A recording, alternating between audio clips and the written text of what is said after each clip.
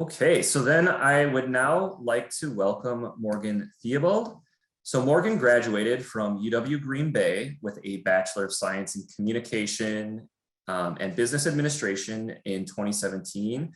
After a brief hiatus from higher education, she did return to UW Green Bay as a student service specialist in the areas of admissions, academic advising, registration, and financial aid, and spent the next 3.5 years there. And then so while working full-time, she then completed her Master of Science in Education with a focus on student affairs administration from UW-La Crosse. And then in February of this year, Morgan was brought on as UW Green Bay's first graduate admissions recruiter. So thank you for joining us, Morgan. Thank you so much for having me. So first off, could you tell us a bit about your role as a graduate admissions recruiter? Yeah, of course. So as Tony mentioned, I work at UW Green Bay. This is a brand new position for us. At UW Green Bay, we are rapidly growing. We're adding multiple different graduate programs each year. And so I really kind of oversee and help students start their journey in graduate school. We have 14 different master's degree programs here and 1 doctoral program, and then we have 5 graduate certificate programs. So my job is to kind of help students find the right fit, the right path, whether that's at UW Green Bay or anywhere else. So I also meet with our current undergraduate students at UW Green Bay if they're interested in kind of learning more about what graduate school is and maybe kind of where to start in their journey and what to look for in graduate programs and how to apply and things like that. So I'm kind of a sounding board for our current students as well when they just need some advice on kind of where to get started. Oh, great. Well, thank you for being here again. And I'll mention to our student attendees, we do have some prepared questions for Morgan, but if there are specific questions that you'd like to ask her, please enter those into the chat feed, and then we'll do our best to get to your question either during the conversation or toward the end. Okay, so Morgan, first question, I guess, is what advice would you give to students when they're crafting their personal statements or perhaps in securing letters of recommendation? You know, how can they ensure that the letters of recommendation will strongly support their application? Yeah, so I'll start with personal statements, which is kind of, if you don't already know, the essay portion of your application. This might look different for every program. Different programs have different prompts that they might want you to answer. Obviously, you want to tailor your personal statement to the experiences you've already had, as well as like program outcomes, things you're looking forward to in the program, maybe what you want your career path to be, whether going through the program or what you're interested in focusing on after. So if there are already prompted questions for you to answer, make sure that you really develop your statement around those questions. Some will have word limits, so kind of make sure that you watch that.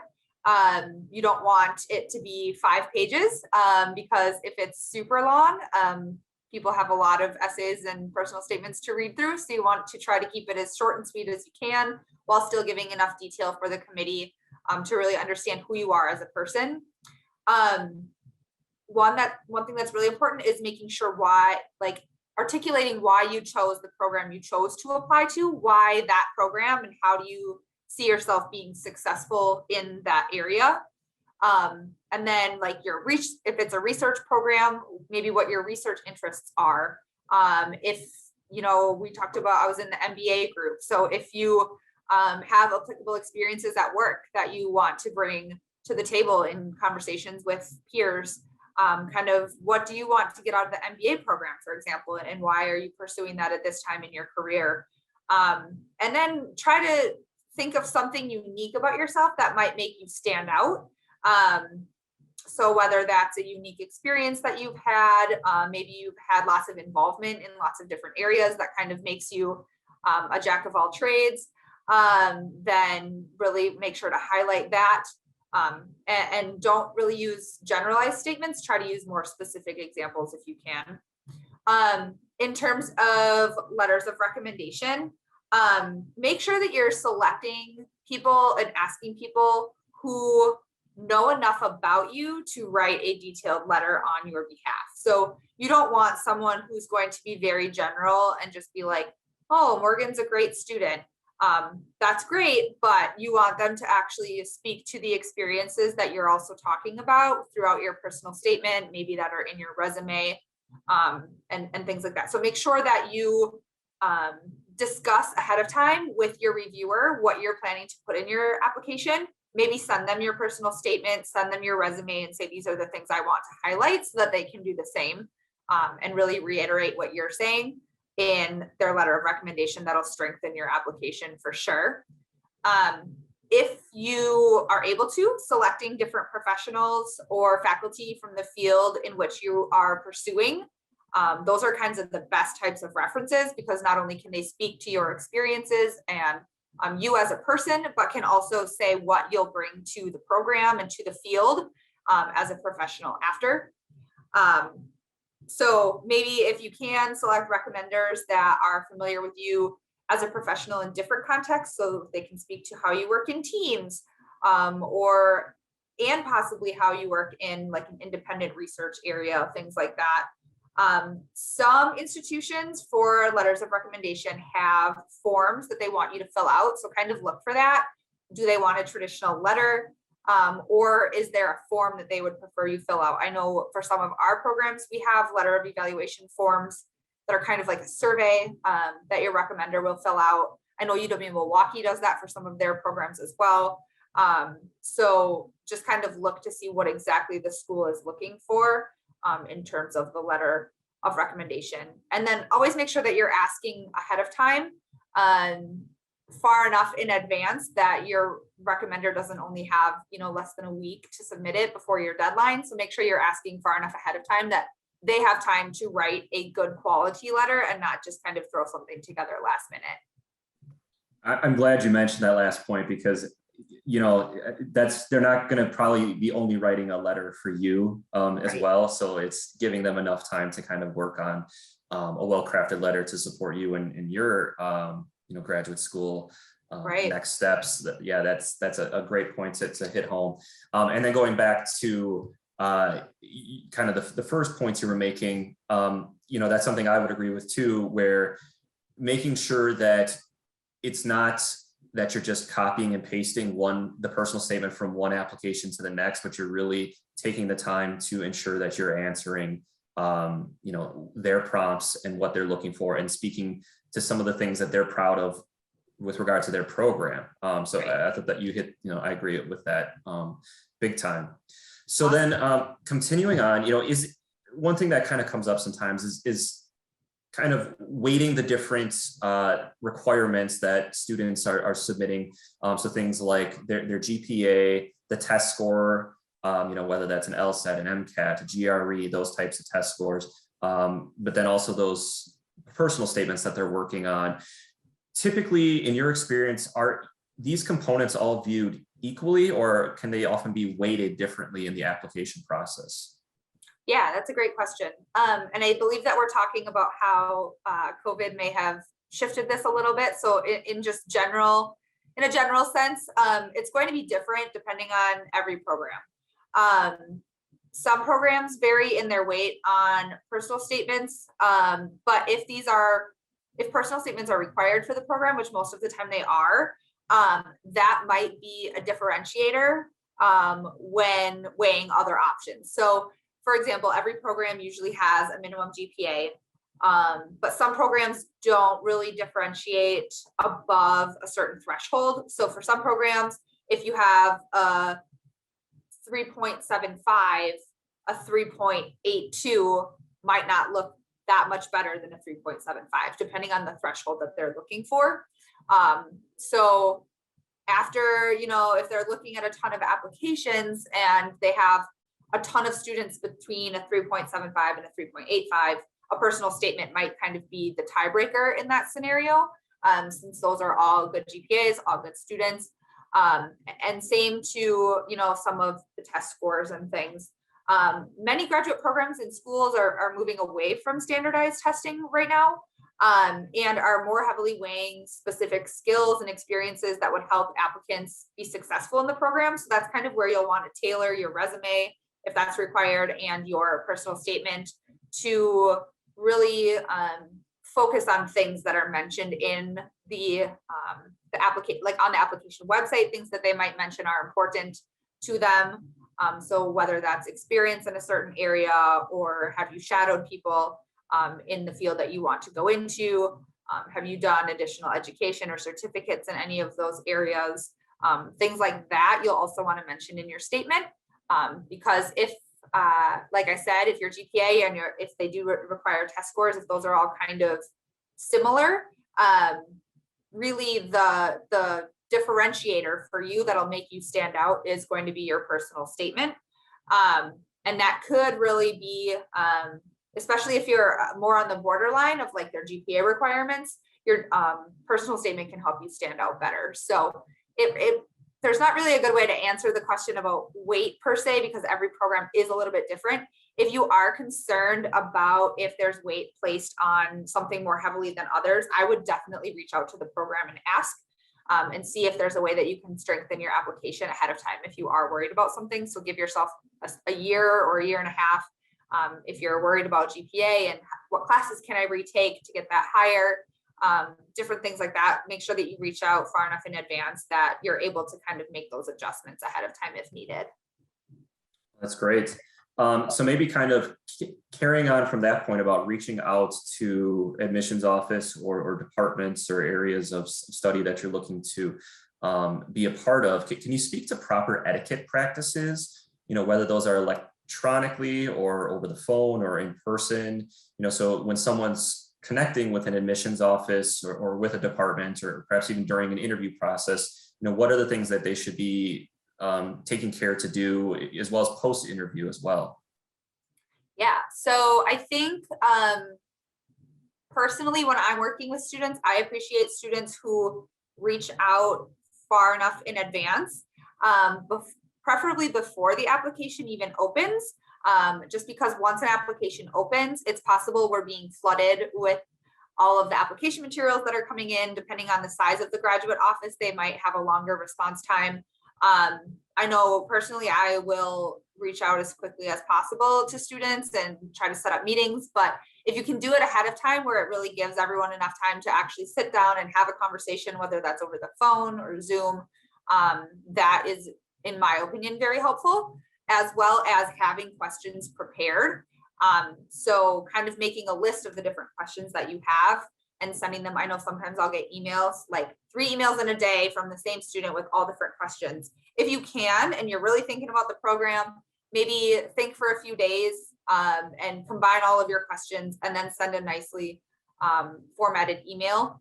I know also in terms of reaching out to kind of the correct people, so whether you have questions for the graduate studies office or admissions, or if those are the same thing at some institutions like they are here, or the program chair, and you're really not sure who to start with, putting all of your questions in the same email is helpful, so that we can get you connected with the correct people as soon as possible.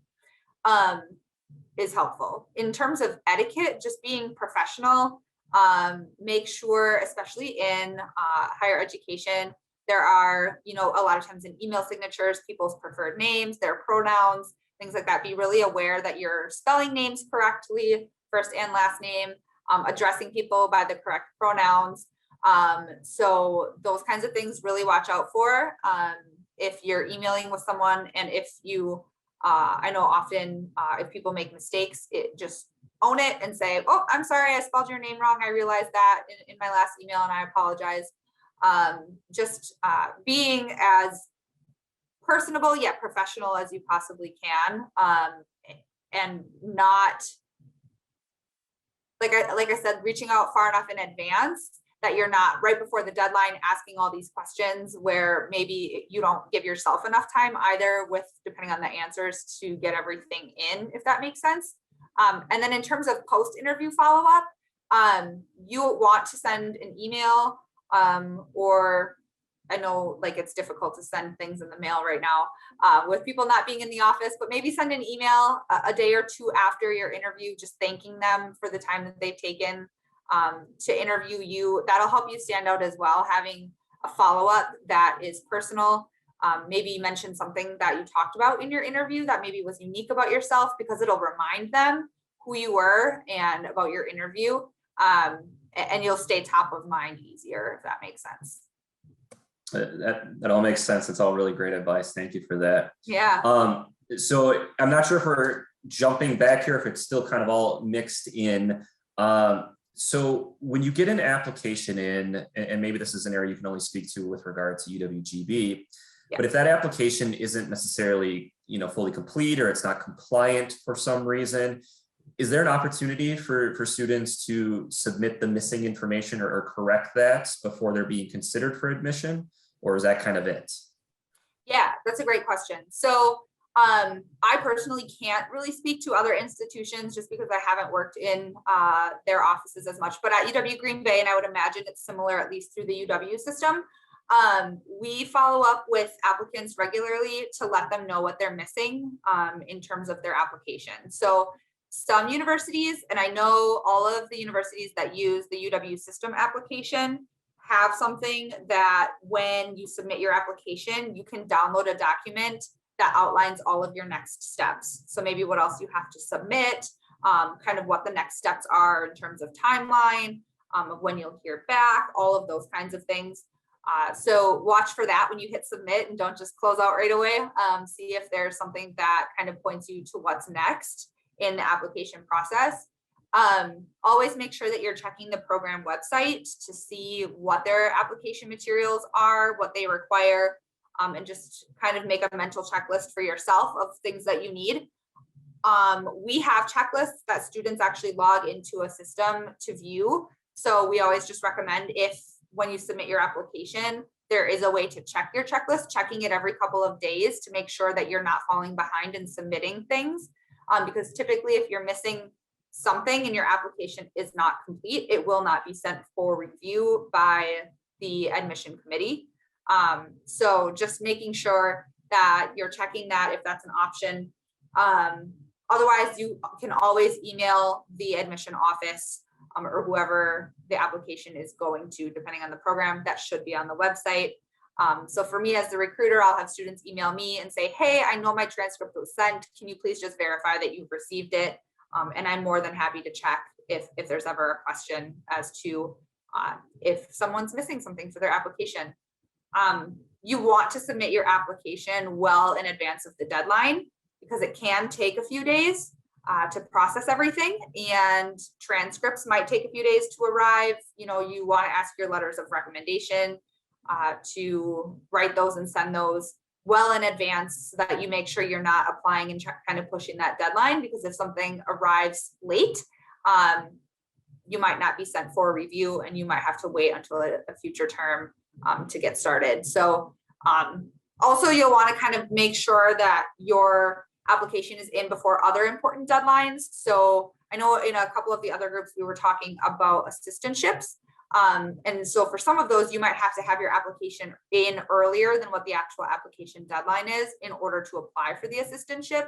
So if the application closes in March for a summer start date, for example, and the assistantship closes in February, the assistantship application closes in February, you'll want to make sure that you apply well before that February date, so that you make sure that you're admitted and can apply for that assistantship as well.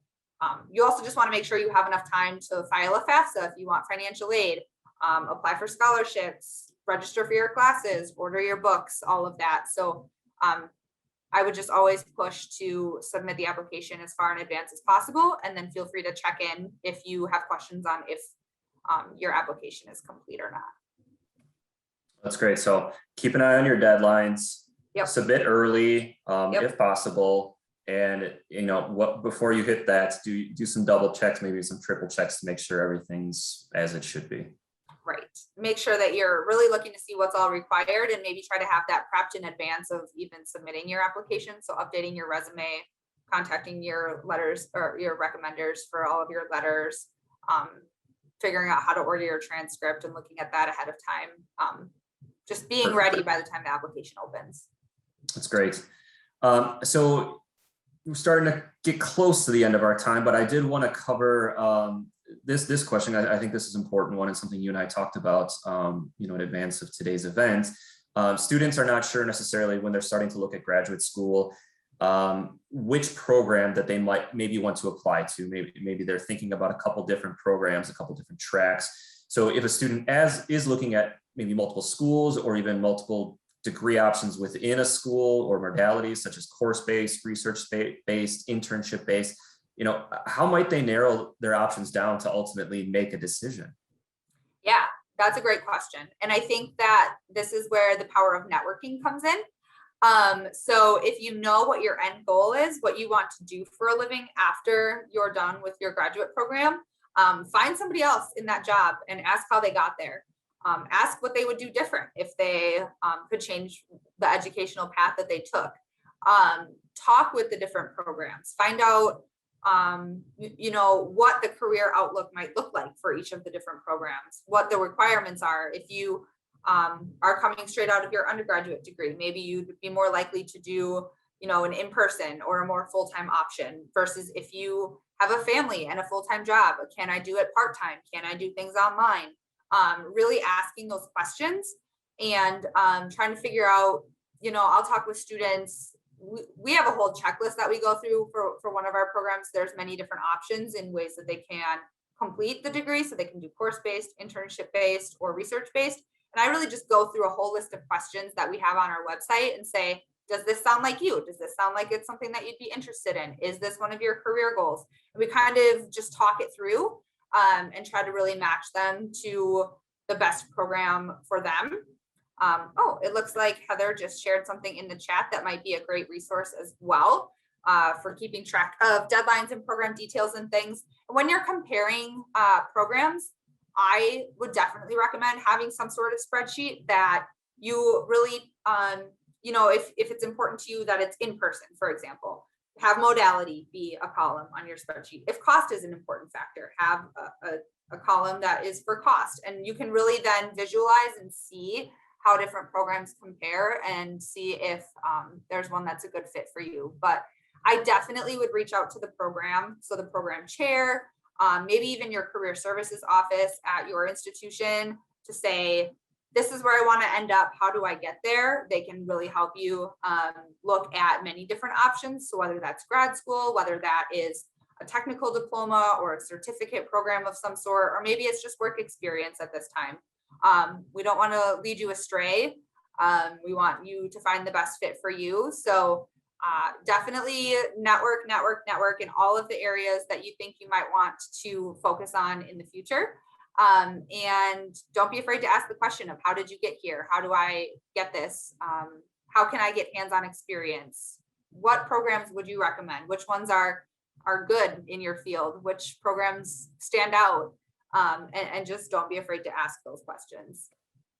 That's great advice.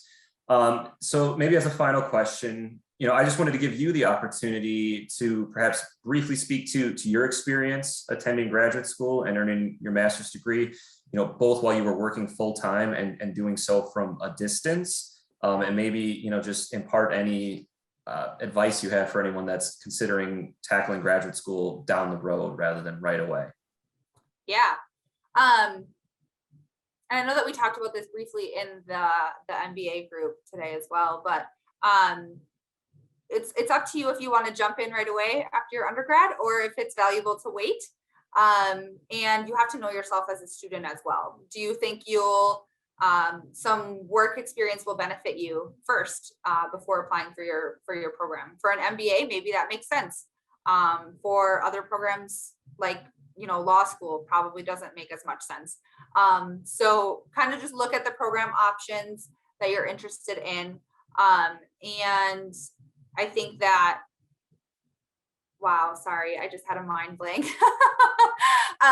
When you're really considering that, take into consideration the time that you have available. What can you make work? For me, I worked full time. So my nights and most weekends were consumed with doing schoolwork because of the program that I was in. So being disciplined and knowing kind of what you can handle and what you can't. And disciplined in the sense where if you decide I'm going to take 2 years off and then go back to school, is that realistic for you? Do you think you'll actually be able to do that? Or is it a better decision for you to go back to school right now? That's totally an individual choice. Different people, it works different ways. Some people want to take 5 years off and they get a ton of experience and it's really valuable in their graduate program. And some people say, I think I'm going to do it right away because if I don't, I might not go back.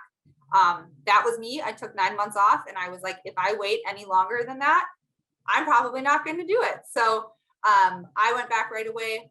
I also, I love working in higher education. So I wanted to get back into higher education before starting my degree. So I switched jobs. I wanted to make sure I was settled in my new job and that I could handle taking on more. And also if there's tuition reimbursement at your job, that doesn't hurt to ask about either because they can help you pay for school.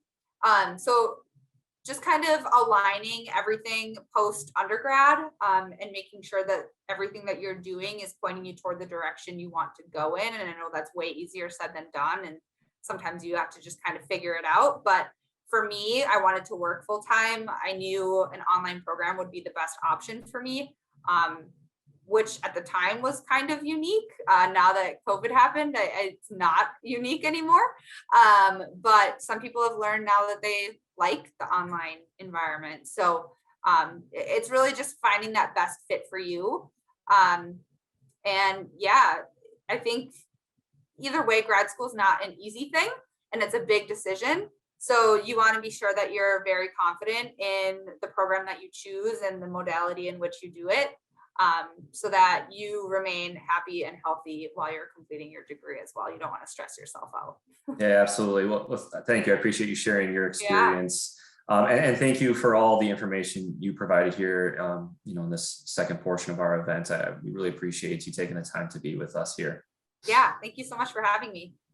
Okay, so that concludes today's event. So I once again wanted to thank all of our panelists for taking the time to be with us today. And I want to thank you, the students, for attending. I hope the discussions were helpful and you have new insights to use as you consider what's next for you in your education. So thank you all again, and I hope everyone has a great rest of your day.